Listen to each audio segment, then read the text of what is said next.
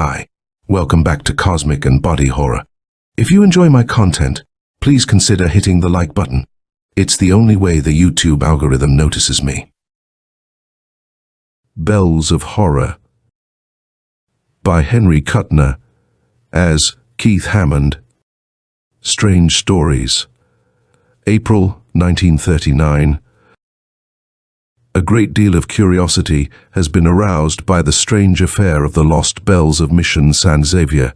Many have wondered why, when the bells were discovered after remaining hidden for over 150 years, they were almost immediately smashed and the fragments buried secretly. In view of the legends of the remarkable tone and quality of the bells, a number of musicians have written angry letters asking why, at least. They were not rung before their destruction and a permanent record made of their music. As a matter of fact, the bells were rung, and the cataclysmic thing that happened at that time was the direct reason for their destruction. And when those evil bells were shrieking out their mad summons in the unprecedented blackness that shrouded San Xavier, it was only the quick action of one man that saved the world, yes. I do not hesitate to say it, from chaos and doom. As Secretary of the California Historical Society, I was in a position to witness the entire affair almost from its inception. I was not present, of course, when the bells were unearthed, but Arthur Todd, the president of the society, telephoned me at my home in Los Angeles soon after that ill-fated discovery. He was almost too excited to speak coherently. "We've found them," he kept shouting. "The bells, Ross! Found them last night, back in the Pinos Range. It's the most remarkable discovery since the Rosetta Stone."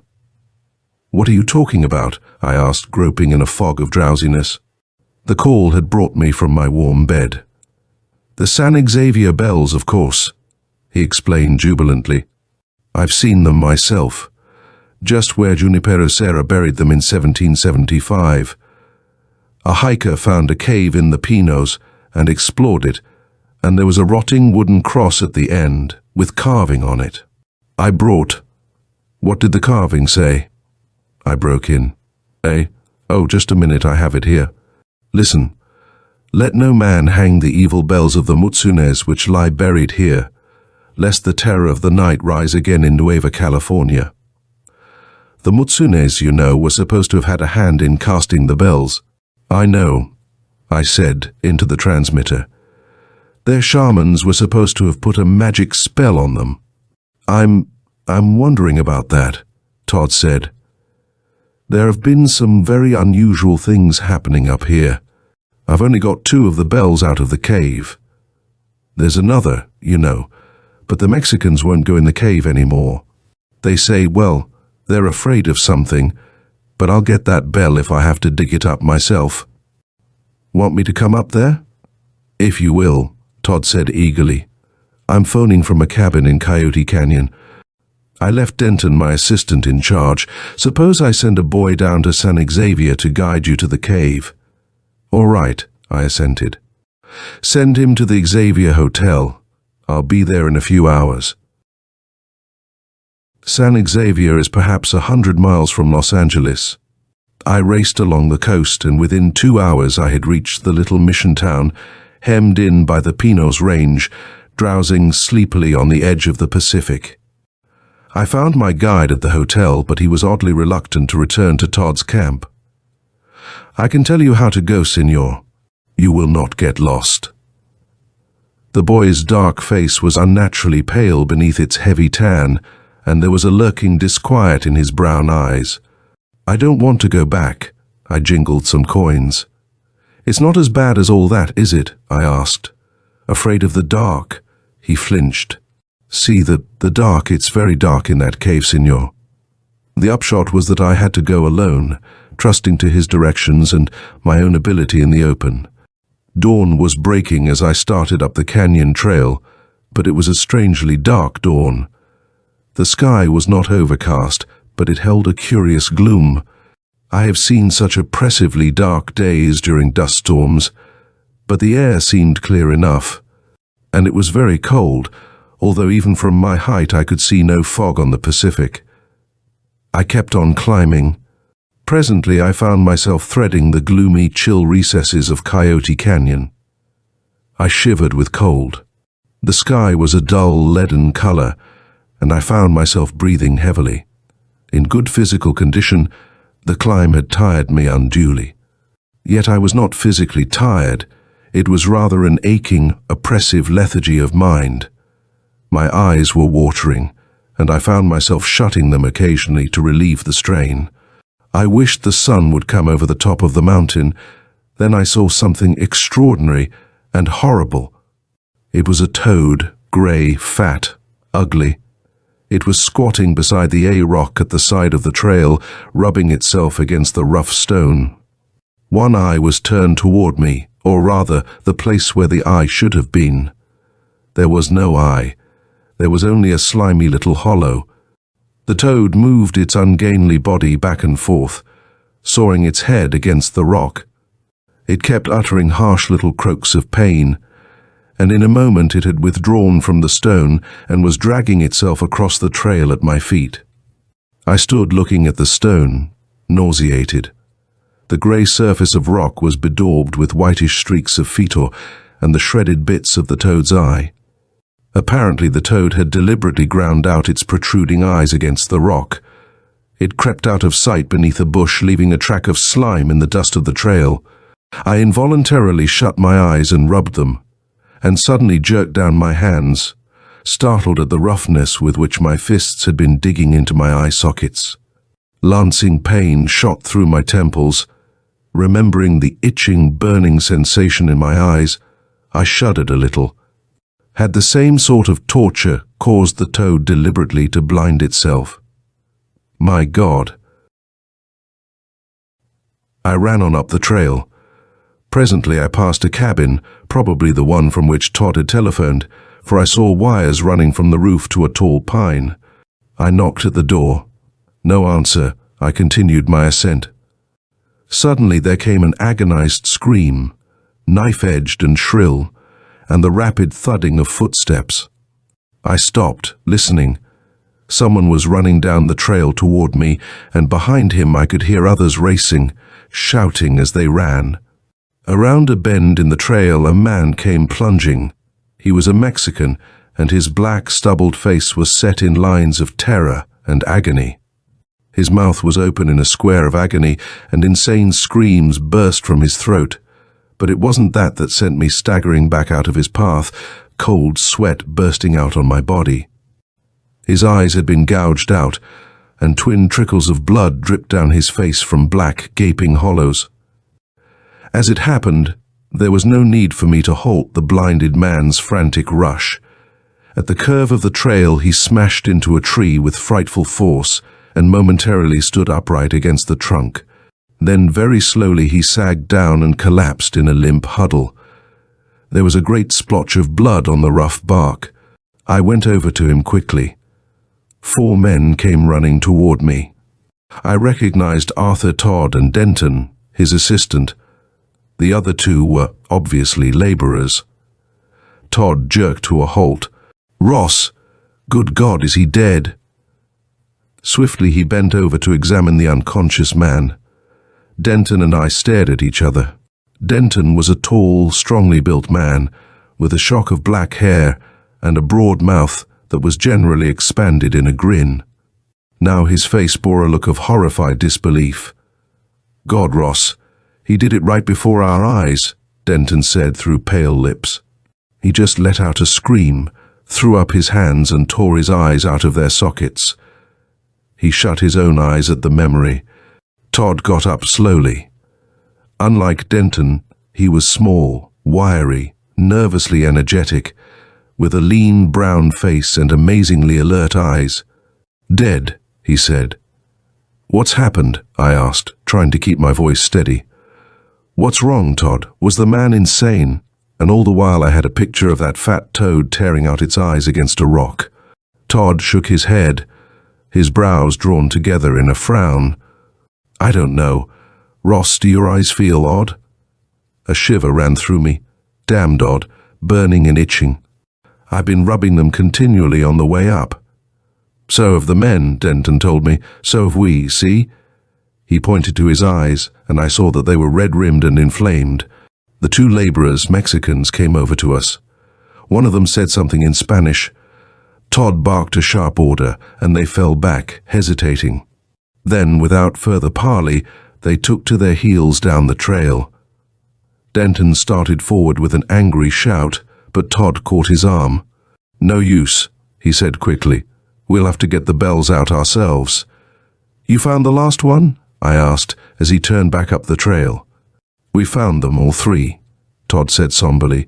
"Denton and I dug up the last one ourselves, and we found this too." He drew a dirt-encrusted greenish metal tube from his pocket and gave it to me. Within the cylinder was a sheet of parchment in a remarkably good state of preservation. I puzzled over the archaic Spanish script. "Let me," Todd said, taking it carefully. He translated expertly. "On the 21st of June, by the favor of God, the attack by the pagan Mutsunes having been repulsed. The 3 bells cast a month ago were buried in this secret cave and the entrance sealed, but a landslide obviously opened it up again recently," Todd broke off to explain. "Inasmuch as evil witchcraft was practiced by the Indians when we suspended and rang the bells, the evil demon, whom the Mutsunes call Zul-Che-Quon, was called from his dwelling beneath the mountains and brought the black night and the cold death among us.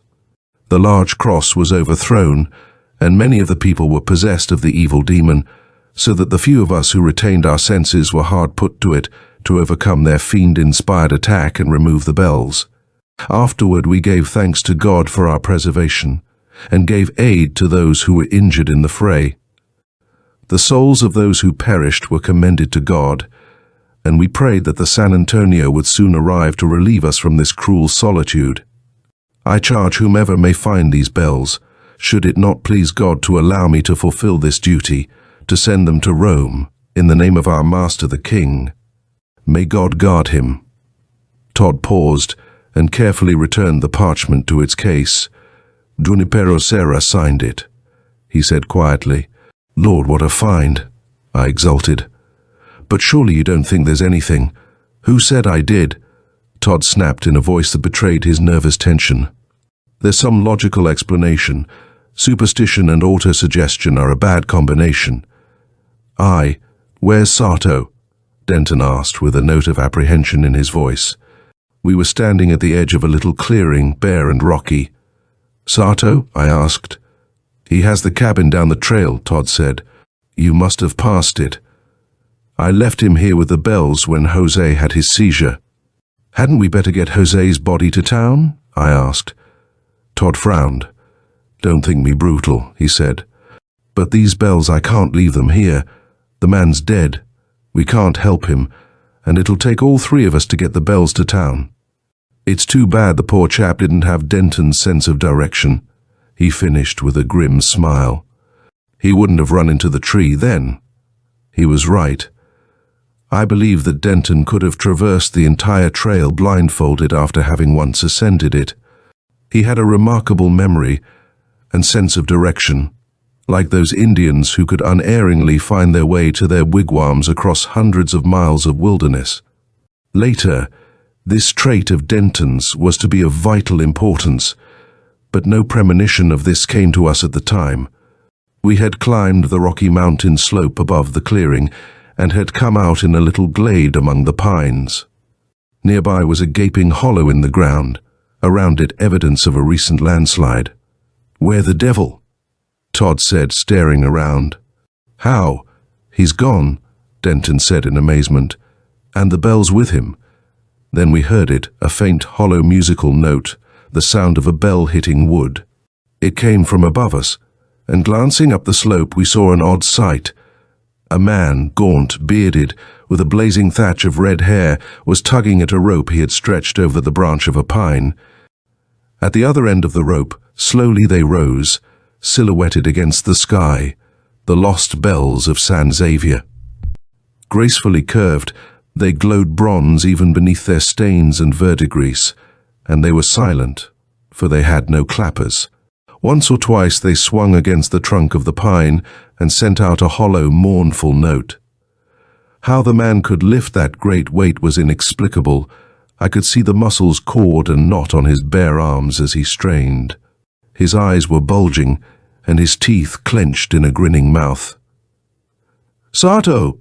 Denton cried, starting to clamber up the slope. "What are you doing?" Startled, the man jerked his head around and stared at us. The rope slipped through his fingers, and we saw the bells plunge down. With a frightful effort he clutched the rope and halted their descent momentarily, but the strain threw him off balance. He tottered, overbalanced, and came crashing down the slope, and behind him, overtaking him, rolled and bounded the bells, throbbing and booming as they clashed against rocks. "God!" I heard Todd whisper. "The mad fool!" There was a maelstrom of dust and flying shale on the slope above. I heard a sickening crunch, and Denton threw himself desperately aside. Through the dust I saw one of the bells smash down on the sliding body of Sato, and then I was stumbling away, scrubbing furiously at my eyes. Blinded by the flying particles of dirt, the rattle and roar subsided slowly as I clung to a tree. I blinked, glanced around. Almost at my feet was one of the bells. There was a great crimson stain upon it. The body of Sato was visible, jammed into a bush on the slope above, and a few feet below it, propped upright against a jagged rock, was Sato's battered, gory head. Thus ended the first act of the drama I was to witness. The bells were to be hung 2 weeks later. There was some stir in the newspapers and considerable more among historians. Pilgrimages of various historical societies to San Xavier from all over the world were planned. In the cold daylight of logic, outside the eerie atmosphere of the Pinos Mountains, the unusual occurrences during the unearthing of the bells were easily explained. A virulent kind of poisoning, perhaps similar to poison oak, or some fungus hidden in the cave with the relics, had been responsible for our optical irritation and the madness of Sato and the Mexican. Neither Denton, Todd, nor I denied this explanation, but we discussed the matter at length among ourselves. Denton went so far as to drive down to the Huntington Library to view the forbidden Johann Negus translation of the Book of Iod, that abhorrent and monstrous volume of ancient esoteric formulae about which curious legends still cling. Only a single copy of the original volume, written in the pre-human ancient tongue, is said to exist. Certainly few even know of the expurgated Johann Negus translation, but Denton had heard vague rumors about a passage in the book which he declared might be connected with the legends of the San Xavier bells. When he returned from Los Angeles, he brought a sheet of foolscap paper covered with his execrable penmanship. The passage he had copied from the Book of Iod was this: "The dark, silent one dwelleth deep beneath the earth on the shore of the Western Ocean. Not one of those potent old ones from hidden worlds and other stars is he, for in earth's hidden blackness he hath always dwelt. No name hath he, for he is the ultimate doom and the undying emptiness and silence of old night. When earth is dead and lifeless, and the stars pass into blackness, he will rise again and spread his dominion over all. For he hath naught to do with life and sunlight, but loveth the blackness and the eternal silence of the abyss. Yet can he be called to earth's surface before his time, and the brown ones who dwell on the shore of the Western Ocean have power to do this by ancient spells and certain deep-toned sounds which reach his dwelling place far below. But there is great danger in such a summoning, lest he spread death and night before his time, for he bringeth darkness within the day, and blackness within the light. All life, all sound, all movement passeth away at his coming. He cometh sometimes within the eclipse, and although he hath no name, the brown ones know him as Zushakon." "There was a deletion at that point," Denton said, as I glanced up from the excerpt. "The book's expurgated, you know. It's very odd." Todd said, picking up the paper and running his eyes over it. But of course it's merely a coincidence. Certainly, since folklore is based on natural phenomena, one can generally find modern parallels. The thunderbolts of Jove and Apollo's arrows are merely lightning and sunstroke. Never on them does the shining sun look down with his beams, Denton quoted softly, but deadly night is spread abroad over these hapless men. Remember Odysseus's visit to the land of the dead? Todd's mouth twisted wryly. Well, what of it? I don't expect Pluto to come up from Tartarus when the bells are hung. Do you? This is the 20th century, such things don't happen, in fact, never did happen. Are you sure? Denton asked. Surely you don't pretend to believe this cold weather we're having is normal. I glanced up quickly. I had been wondering when someone would mention the abnormal chill in the air. It's been cold before, Todd said with a sort of desperate assurance. And overcast too. Just because we're having some muggy weather is no reason for you to let your imagination get the upper hand. It's good God. We went staggering across the room. Earthquake. Denton gasped, and we headed for the door. We didn't race for the stairs, but remained just beneath the lintel of the doorway. During an earthquake, it's the safest place in any building, on account of the nature and strength of its construction. But there were no more shocks. Denton moved back into the room and hurried to the window. Look, he said breathlessly, beckoning. They're hanging the bells. We followed him to the window. From it we could see the mission San Xavier 2 blocks away, and in the arches in the bell tower figures were toiling over the 3 bells. They say when the bells were cast, the Indians threw the body of a living girl into the boiling metal, Denton said, apropos of nothing. I know it, Todd answered snappishly. And the shamans enchanted the bell with their magic. Don't be a fool. Why shouldn't some peculiar vibration like the sound of a bell create certain unusual conditions? Denton asked hotly, and I thought I detected a note of fear in his voice. We don't know all there is to know about life, Todd. It may take strange forms or even... Clang. The booming, ominous note of a bell rang out. It was strangely deep, thrilling through my eardrums and sending its eerie vibration along my nerves. Denton caught his breath in a gasp. Clang. A deeper note, throbbing, sending a curious pain through my head. Somehow urgent, summoning. Clang, clang, thundering, fantastic music, such as might issue from the throat of a god, or from the heartstrings of the dark angel Israfel. Was it growing darker? Was a shadow creeping over San Xavier? Was the Pacific darkening from sparkling blue to leaden grey, to cold blackness? Clang! Then I felt it, a premonitory tremble of the floor beneath my feet. The window rattled in its casing. I felt the room sway sickeningly, tilt and drop, while the horizon seesawed slowly, madly, back and forth. I heard a crashing from below, and a picture dropped from the wall to smash against the floor. Denton, Todd, and I were swaying and tottering drunkenly toward the door. Somehow I felt that the building wouldn't stand much more. It seemed to be growing darker. The room was filled with a hazy, tenebrous gloom. Someone screamed shrilly. Glass smashed and shattered. I saw a spurt of dust spray out from the wall, and a bit of plaster dropped away. And suddenly I went blind.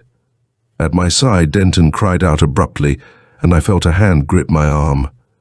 That you, Ross? I heard Todd ask in his calm voice, precise as ever. Is it dark? That's it, Denton said from somewhere in the blackness. I'm not blind then. Where are you? Where's the door? A violent lurch of the building broke Todd's clutch on my arm, and I was flung against the wall. Over here, I shouted above the crashing and roaring. Follow my voice. In a moment I felt someone fumbling against my shoulder. It was Denton, and soon Todd joined him. God, what's happening? I jerked out. Those damn bells, Denton shouted in my ear. The Book of Iod was right. He bringeth darkness within the day. You're mad, Todd cried sharply, but punctuating his words came the furious, ear-splitting dinning of the bells, clanging madly through the blackness. "Why do they keep ringing them?" Denton asked and answered his own question. "The earthquake's doing it. The quake's ringing the bells." Clang, clang. Something struck my cheek, and putting up my hand I felt the warm stickiness of blood. Plaster smashed somewhere. Still the earthquake shocks kept up. Denton shouted something which I did not catch. "What?" Todd and I cried simultaneously. "Bells, we've got to stop them. They're causing this darkness, perhaps the earthquake too. It's vibration, can't you feel it? Something in the vibration of those bells is blanketing the sun's light waves. For light's a vibration, you know. If we can stop them, it would be a fool's errand," Todd cried. "You're talking nonsense. Then stay here. I can find my way. Will you come, Ross?" For a second I did not answer. All the monstrous references gleaned from our study of the lost bells were flooding back into my mind. The ancient god Zul-Che-Quon, whom the Mutsunes were supposed to have the power of summoning by certain deep-toned sounds, he cometh sometimes within the eclipse, all life passeth away at his coming. Yet can he be called to earth's surface before his time? "I'm with you, Denton," I said. "Then damn it, so am I," Todd snapped. "I'll see the end of this. If there is anything—" He did not finish, but I felt hands groping for mine. "I'll lead," Denton told us. "Take it easy now." I wondered how Denton could find his way in that enveloping shroud of jet blackness. Then I remembered his uncanny memory and sense of direction. No homing pigeon could make a straighter way to its destination than he. It was a mad odyssey through a black hell of shrieking ruin. Flying objects screamed past us, unseen walls and chimneys toppled and smashed nearby. Frightened, hysterical men and women blundered into us in the dark and went shouting away, vainly searching for escape from this Stygian death trap. And it was cold, cold. A frigid and icy chill pervaded the air, and my fingers and ears were already numbed and aching. The icy air sent knife-edged pains slashing through my throat and lungs as I breathed. I heard Denton and Todd wheezing and gasping curses as they stumbled along beside me. How Denton ever found his way through that chaotic maelstrom, I shall never understand. "Here!" Denton shouted. "The mission!" Somehow we mounted the steps. How the mission managed to stand through the grinding shocks I do not know. What probably saved it was the curious regularity of the temblors. The quakes were more of a rhythmic, slow swaying of the earth than the usual abrupt, wrenching shocks. From nearby came a low chanting, incongruous in the madness around us. Gloria Patri Filio Spiritui Sancto. The Franciscans were praying. But what availed their prayers while in the tower the bells were sending out their blasphemous summons? Luckily, we had often visited the mission, and Denton knew his way to the tower. On that incredible climb up the stairs to the bell tower, I shall not dwell, although every moment we were in danger of being dashed down to instant death. But at last we won to the loft, where the bells were shrieking their thunder through the blackness almost in our ears. Denton released my hand and shouted something I could not distinguish. There was an agony of pain in my head, and my flesh ached with the cold. I felt an overpowering impulse to sink down into black oblivion and leave this hellish chaos. My eyes were hot, burning, aching. For a moment I thought I had lifted my hands unconsciously to rub my eyes. Then I felt two arms constrict about my neck and vicious thumbs dug cruelly into my eye sockets. I shrieked with the blinding agony of it. Clang, clang. I battled desperately in the darkness, battling not only my unknown assailant, but fighting back a mad, perverse impulse to allow him to gouge out my eyes. Within my brain a voice seemed to whisper, "Why do you need eyes? Blackness is better. Light brings pain. Blackness is best." But I fought, fiercely, silently, rolling across the swaying floor of the bell tower, sashing against the walls, tearing those grinding thumbs away from my eyes only to feel them come fumbling back. And still within my brain that horrible urgent whisper grew stronger. You need no eyes. Eternal blackness is best. I was conscious of a different note in the clamor of the bells. What was it? There were only two notes now. One of the bells had been silenced. Somehow the cold was not so oppressive. And was a greyish radiance beginning to pervade the blackness? Certainly the temblors were less violent, and as I strained to break away from my shadowy opponent, I felt the racking shock subside, grow gentler, die away altogether. The harsh clangor of the two bells stopped. My opponent suddenly shuddered and stiffened. I rolled away, sprang up in the greyness, alert for a renewal of the attack. It did not come. Very slowly, very gradually, the darkness lifted from San Xavier. Greyness first, like a pearly, opalescent dawn, then yellowish fingers of sunlight, and finally the hot blaze of a summer afternoon. From the bell tower, I could see the street below, where men and women stared up unbelievingly at the blue sky. At my feet was the clapper from one of the bells.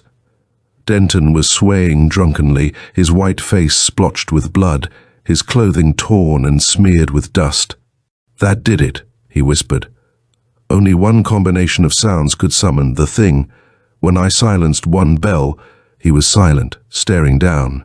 At our feet lay Todd, his clothing disheveled, his face scratched and bleeding. As we watched, he got weakly to his feet, a look of monstrous horror growing in his eyes. Involuntarily I shrank back, my hands going up protectingly. He flinched. "Ross," he whispered through white lips. "My God, Ross, I couldn't help it. I couldn't help it, I tell you. Something kept telling me to put out your eyes, and Denton's too, and then to gouge out my own." A voice in my head. And abruptly, I understood, remembering that horrible whisper within my brain, while I struggled with poor Todd.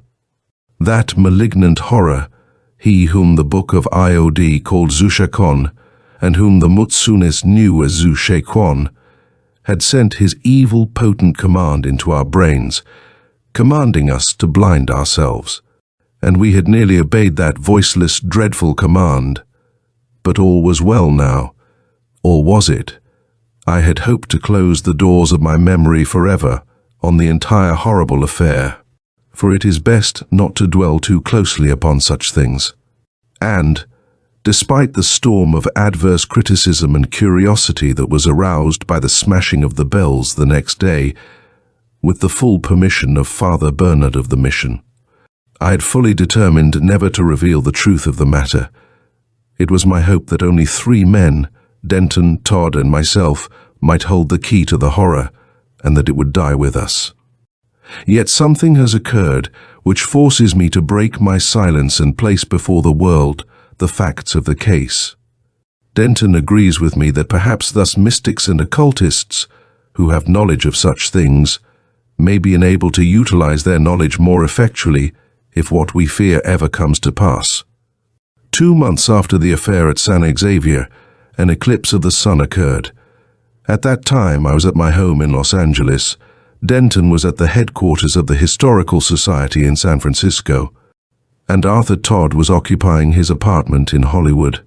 The eclipse began at 2:17 p.m., and within a few moments of the beginning of the obscuration, I felt a strange sensation creeping over me.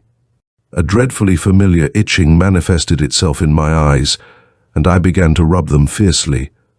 Then, remembering, I jerked down my hands and thrust them hastily into my pockets. But the burning sensation persisted. The telephone rang. Grateful for the distraction, I went to it hurriedly. It was Todd. He gave me no chance to speak.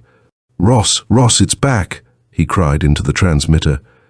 "Ever since the eclipse began, I've been fighting. Its power was strongest over me, you know. It wants me to help me, Ross. I can't keep." Then silence. "Todd," I cried. "Wait, hold on just for a few moments, I'll be there." No answer. I hesitated, then hung up and raced out to my car.